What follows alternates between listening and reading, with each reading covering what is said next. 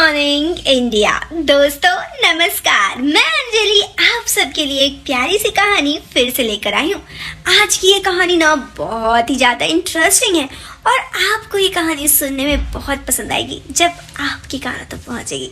तो चलो इस कहानी को शुरू करते हैं और आप मेरे साथ रोज़ाना इसी तरह की कहानियाँ सुनते रहने के लिए हमारे चैनल को सब्सक्राइब जरूर करें। तो दोस्तों इस कहानी को शुरू करते हैं। ये बात है आज से शुरू होती है 10 साल पहले। ये कहानी है सुनैना की। सुनैना की उम्र उस वक्त 22 साल थी। सुनैना कहती है, शादी करके पहली दफ़ा ससुराल में अपने कदम रखी, आंखों में हजारों सपने लेकर नई जिंदगी की शुरुआत की। ससुराल में मेरी सास और मेरे पति थे। मेरे ससुर जी के देहांत कई सालों पहले ही हो गई थी।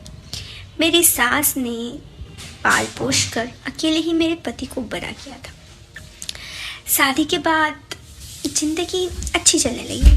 मेरी सास से मेरी काफ़ी अच्छी बनती थी। वो काफ़ी अच्छी इंसान भी थी। आज भी उनके बारे में याद करके अच्छा लगता है। ऐसे ही 1 साल बीत गए।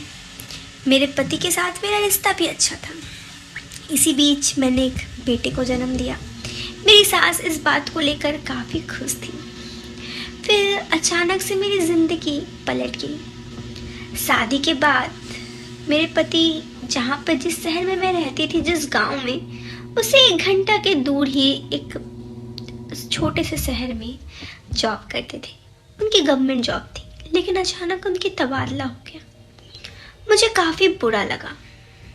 मेरी सास को मैं अकेले छोड़कर जा नहीं सकती। मेरा छोटा बाबू भी था। तो मेरे पति ने मुझे ये वादा किया कि हर शनिवार इतवार वो आ जाया करेंगे। और फिर से ज़िंदगी चलने लगी। इधर मैं अकेले बोर होती थी। मेरी सास ने कहा, एक काम करो, तुम जाओ उस गांव के स्कूल में पढ़ाने चली जाओ। वहाँ पे शिक्षकों की ज़रूरत भी है, तुम्हारा भी वक्त कट जाएगा। मुझे ये बात अच्छी लगने लगी। अब मेरा मन भी थोड़ा लगने लगा। मेरे पति हर शनिवार इतवार को आते। इतने दिनों तक मैं अकेले ही रहती। फिर अचानक मेरी सास की मृत्यु हो गई। इस चीज़ ने मुझे काफ़ी तोड़ के रख दिया। लेकिन ज़िंदगी है ना, आगे बढ़ती रहती है। मेरी सास के सारे काम के बाद मेरे पति ने कहा मुझे कि मेरे साथ ही शहर ही चल लो, अकेले यहाँ रह के क्या करोगी। उनका कहना ठीक था, लेकिन इन बच्चों को अगर मैं यहाँ छोड़ के चली जाऊँ तो इस स्कूल में कौन पढ़ाएगा। ये सोचकर मैंने अपने पति से कहा कि मैं नहीं जा सकती। इन बच्चों को मेरी ज़रूरत है, मैं इसी शहर में रहूँगी। मेरे पति ने काफ़ी मनाने की कोशिश की, लेकिन मैं नहीं मानी। फिर मेरे पति इतवार को आते, अब शनिवार को नहीं आते। अब कभी कभी तो 15-20 दिन में आते। कभी कभी बुरा भी लगता, लेकिन इन बच्चों के बारे में सोचकर हंस बोल लिया करती। मेरा बेटा बड़ा हुआ और बड़े ही बाहर शहर में चला गया। अब अकेलापन ढलने लगा था मुझे। मेरे पति महीनों तक नहीं आते। कहने पे हमेशा कहते कि काम है काम है काम है। मुझे भी लगा बेचारे को मैंने बहुत तकलीफ दिया। एक बार स्कूल से मैंने 15 दिन की छुट्टी ली और मेरे पति को कहा कि शहर आ जाती हूँ। इस बात पर मेरे पति खुश नहीं हुए, बल्कि उदास हो गए। उन्होंने कहा, क्या ज़रूरत है, मैं ही आ जाता हूँ गाँव।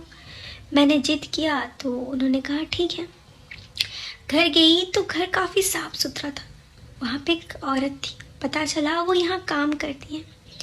उससे हंस बोली, लेकिन कुछ देर बाद उसके बेटे को देखा, मेरे पति जैसा चेहरा। मैंने कहा, बच्चा तुम यहाँ क्या कर रहे हो। उसने कहा, मम्मी ने कहा है 4 दिनों तक मुझे घर पे नहीं रहना। समझ आ गया था, मेरे पति ने ज़िंदगी की दूसरी शुरुआत कर ली थी। शायद मेरी ही गलती थी। शायद मैंने कई बार अपने पति को मौका ही नहीं दिया मेरे पास आने का। उनको ज़िंदगी में अकेलापन खलने लगा। ऐसे में उन्होंने उनकी ज़िंदगी में कोई आ गया, मैं अकेली ही रह गई। यूँ तो छुट्टी लेकर 15 दिनों के लिए गई थी, लेकिन उसी शाम वापस यही गांव आ गई। अब लगता है ज़िंदगी में आगे बढ़ते बढ़ते बहुत कुछ खो चुकी हूँ। बस अभी भी उन पलों को जो मैंने अपने पति के साथ गुजारे थे सोचकर खुश हूँ। तो दोस्तों ये कहानी थी सुनैना की। कई बार ज़िंदगी हमें अलग मोड़ पे ले आ जाती है, समझ नहीं आता क्या सही क्या गलत, लेकिन अपनों का साथ कभी न छोड़ें। इसी के साथ दोस्तों मैं लेती हूँ आपको इस ज़िंदगी से, इस वीडियो से अलविदा। मैं आपसे मिलती हूँ फिर एक नए वीडियो में। आप खुश रहिए, मुस्कुराते रहिए, अपना ध्यान रखिए। Till then bye bye, take care, bye.